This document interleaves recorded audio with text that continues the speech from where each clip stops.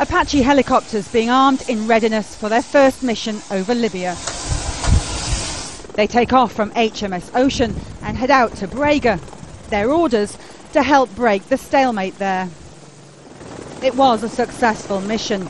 Their payload taking out a radar installation and an armed checkpoint where military vehicles were stationed. It just brings something else to the party. As I said, you know, we're able to fly lower, slower, different munitions. It's an escalation, and I think, you know, we are committed to support and protect the civilians that Gaddafi is persecuting. The targets these Apache helicopters are picking out have been spotted by scouts like Mohammed, the opposition army's most effective weapon here in the east.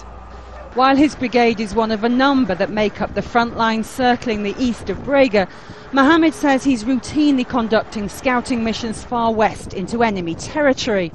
He travels alone and undercover as far as Norfollia, the furthest town anti-government forces managed to take back in March that's now back under Gaddafi control.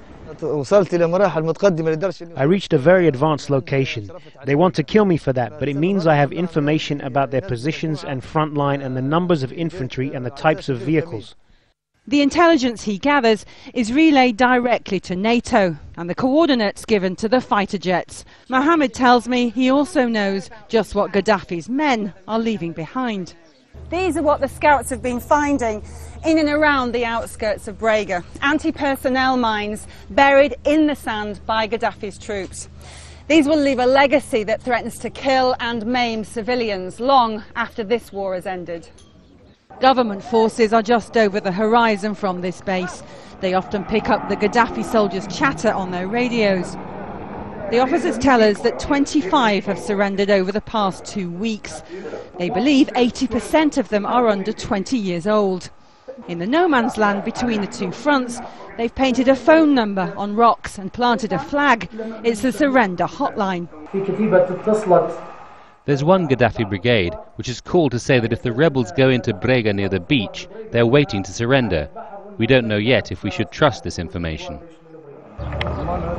But unless the whole of Gaddafi's men put down their weapons and make that call, Mohammed says he will keep slipping past the enemy lines, scouting for NATO. Sue Turton, Al Jazeera on the eastern Libyan front line.